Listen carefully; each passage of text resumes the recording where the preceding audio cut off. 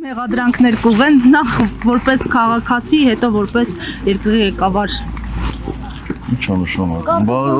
Տեսնում եմ չհավատամ, իհարկե հավատում եմ։ Բայց այս աստիճան, այս որակումներով ավելի պատին սպասեք։ Ոչ թե միայն իմ հանդեպ, բոլորի հանդեպ։ Պես ալնելու։ Երբ որ դատախազը իրեն համարում է իշխանության մաս, ես ինչ եք սպասում։ Շատ ավելի վատ ալնելու։ Պարոն Սարգսյան, այս դատախազերը նաև ուրիշներ, երկար տարիներ որ աշխատել ենք աշխատանքների դատախազությունում, նաև ձեր ժամանակ են աշխատել, ինչպիսի որակ է եղել ձեր ժամանակ դատախազությունում, որովհետև կա նաև այն ժամանակ ես հիշում եմ, որ նաև ձեզ են մեղադրում դատավորներին թեկուզ պատվերներ, տալու մեջ քաղաքական բանտարկյալներ, ասում էին կա երկրում։ Կարծում եմ դուք ինչ որ հավասարության նշան եք դնում, փորձում դնել, բայց դա ձեզ չի հաջողվում, որովհետև դուք չեք կարող մի օրինակ բերել, որ ինձ ասեին պատվեր տալու մեջ։ Չկա այդպիսի բան, չկար։ Պարոն նախագահ, հունվարի 28-ին ուղղված ձեր ուղերձում հանրությանը եւ հայոց բանակի օրվա առթիվ նշել եք, որ մեր գոյության գրավականը հայոց բանակն է, այսօր այդ գոյության գրավականը փոխում են, բանաձևը փոխում են, ասում են արտաքին միջազգային երաշխավորները պիտի դառնան։ Հիմա այդ երաշխավորը կարող է դառնալ օրինակ թրիփը, ինչին ուզում են հավատացնել մեզ։ Գիտեք, ինձ համար դժվար է միանշանակ պատասխան տալ, որովհետև չգիտեմ, թե տրիպը ինչ է միջև վերջ։ Ինչ ասես, դուք ինչ եք հասկացել մինչ այս պահը։ Ես հլա ոչինչ բան չեմ հասկացել։ Հասկացել եմ, որ ադրբեջանցիները դրան անվանում են Միջանցք, թուրքերը դրան անվանում են Միջանցք, Հայաստանի հանրության մի մասը անվանում են Միջանցք։ Իշխանություններն ասում են տնտեսական հնարավորություն, համարում են անվտանգության երաշխիք, չգիտեմ, կամ երաշխավոր, կամ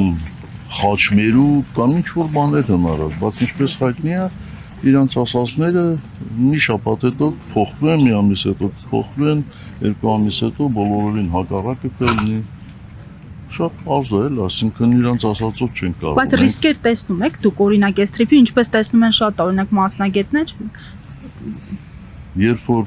հաստատուղթը տեսնենք, թե ինչ կարգավիճակ ունի, այն ժամանակ ես կասեմ, ռիսկեր տեսնում եմ։ Որոշ չափով հայտնի է 70 արդեն շատ ծանրացան։ Բավարար է ասել, որ խաղաղություն կլինի։ Բավարար է այդ փաստաթուղթը ասել, որ խաղաղություն կլինի կամ արդեն բերել են խաղաղություն։ Հայկական բանակը չթողեցին, որ խաղաղության երաշխավոր ունի, այդ փաստաթուղթը ինչ խաղաղության երաշխավոր կարող է լինել։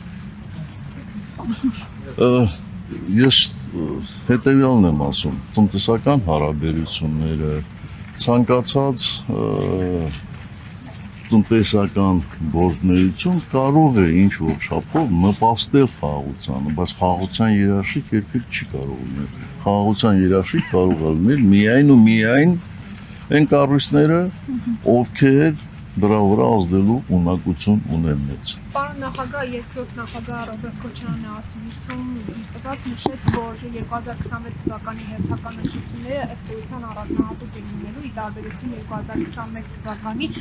Դուք ինչ հույսեր ունեք 2026 թվականի հերթական ընտրություններից եւ արդյոք սպասում եք, որ այդ ընտրություններով հնարավոր է գլոբալ փոփոխություններ իրականացնել։ Դեռևս ինձ համար շուտ է դրամատական փոփոխություններ։ Մի քանի ամիսը մեզ համար կար ժամանակ չի, որովհետև մենք բոլոր շրջաններում, Երևանի բոլոր համայնքներում ունենք գրասենյակներ, ունենք կառույցներ, նրանք ովքեր չունեն են գրասենյակներն ու կառույցները, իհարկե պետք է իրենց գործը կատարեն, բայց մեզ ներքաշել հիմա ինչ-որ այդ մարաֆոնի մեջ մենք չենք ուզում ներքաշել։ Բայց քննարկել եք տարբերակը այլ ուժերի հետ միասնական դաշինքով մասնակցել ընտրությունների։ Ոչ, չենք քննարկել։ Պարոն նախագահ, հնարավոր էլ չեք համարում։ Կարծում եմ, որ չէ։ Պարոն նախագահ, ես ներողություն եմ խնդրում, քանի որ դատական նիստը սկսվում է, կապում էինք դատական նիստին, ըստ էության իմ հարցի կիսատ մնաց։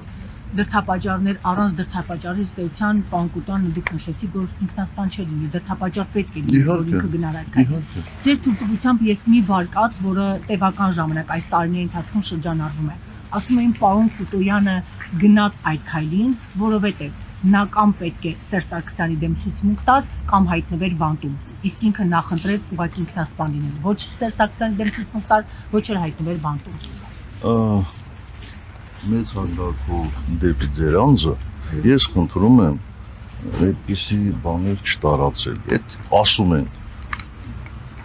Գիտեք, չէ, այդ հայտնի անեկդոտը այդ ասելու մասին։ Դուք էլ ասեք։ Այդ ով է ասում։ Ով ասում է գալաթ է անում։ Իսկ ինչ